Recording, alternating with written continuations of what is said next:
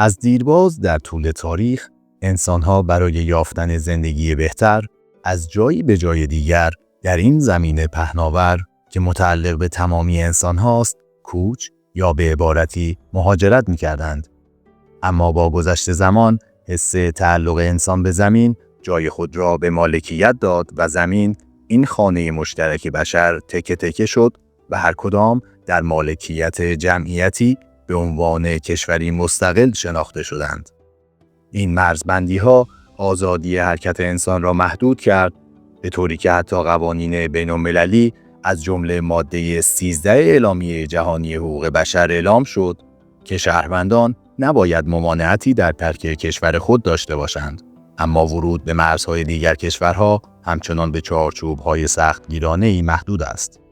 در حالی که زمین خانه انسان هاست و انسان آزاد و مختار آفریده شده است و هویتی هستی وطنی دارد، حق جابجایی آزادانه باید به عنوان یک حق اساسی بشری به رسمیت شناخته شود. در حال حاضر با وجود این محدودیت‌ها، آمارهای سازمان بین‌المللی مهاجرت نشان می‌دهد که 1 نفر از هر 7 نفر در کره زمین مهاجر است و از هر 69 نفر در جهان نیز 1 نفر آوارگی اجباری را تجربه می‌کند. این افراد معمولاً نه تنها با مشکلات فراوانی از جمله پیدا کردن کار، مسکن، هماهنگی با قوانین و الگوهای فرهنگی جدید مواجهند، بلکه گاه با رفتارهای خصمانه‌ای نیز روبرو می‌شوند که ریشه در نگاه بیگانه هراسی و نجات پرستانه دارد که مهاجران و خارجیان را مسئول مشکلات داخلی کشور دانسته و به بدبینی علیه مهاجران و خارجیان دامن می‌زنند. این شرایط دشوار یونسکو را برآن داشت تا 18 دسامبر مصادف با 28 آذر را روز جهانی مهاجران نامگذاری کند. روزی برای حمایت از حقوق و کرامت مهاجرانی که یا به دنبال فرصت‌های بهتر مانند درآمد و امکانات بهداشتی بیشتر، آموزش بهتر و داشتن مسکن بهتر و یا برای دور شدن از شرایط نامساعدی مانند فقر، کمبود غذا، بلایای طبیعی، جنگ، بیکاری و عدم امنیت سیاسی، اجتماعی و عقیدتی در پی یافتن مأمنی امن برای زندگی شرافتمندانه وطن خویش را ترک کردند. در یک مواردی به خاطر مسائل و مشکلات مختلف اقلیمی و خب بالا سیل، آتشفشان و غیره اینها آواره بشن ملتی و مردمی که خب این ممکنه که گریبان هر کسی رو، هر جایی رو، هر کشوری رو بگیره. در آینده انسان با معضلات بسیار زیادی در خصوص زیست محیطی با اون مواجه خواهد شد، به ویژه با گرم شدن جو کره زمین و بالا رفتن دمای اون، به هر حال نرسیدن به پدیده گلخانه‌ای که یکی از معضلات بزرگ برای انسان در روی کره زمین هست و آب شدن یخ‌های قطبی، به زیر آب رفتن بعضی از شهرها و از همه مهمتر این که اجبار به این که مناطق استوا تخلیه بشه در آینده و به سمت قطبین زمین مهاجرت بکنن و این مهاجرت‌های بزرگی که در 10-20 سال آینده پیش خواهد آمد، از اون به بعد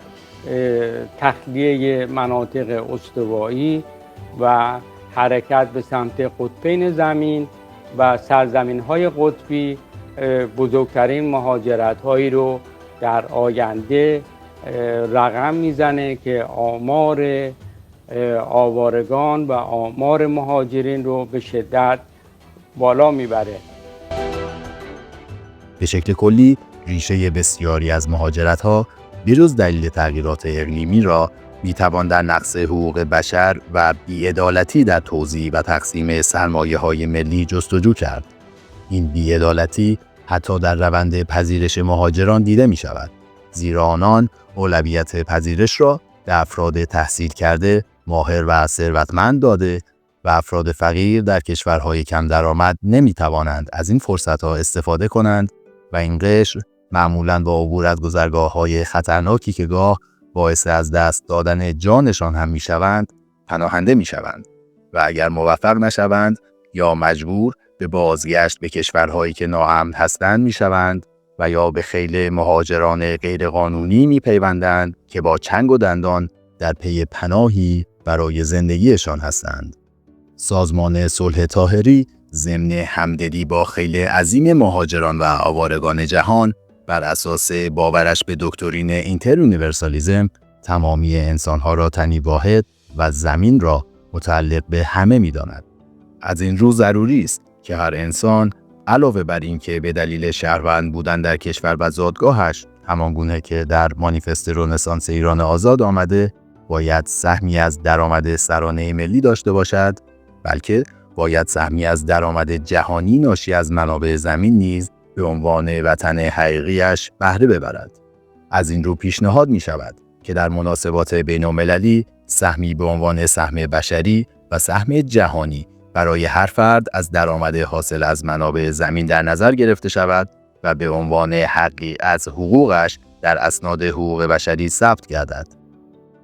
باشد که با برقراری عدالت و درک هویت هستی وطنی هیچ انسانی مجبور به ترک خانه خود نشود. تا آن زمان ضروری است بر حفظ کرامت و حقوق انسانی مهاجران و تأمین زندگی شرافتمندانه برای آنان در هر گوشه از جهان پافشاری کنیم.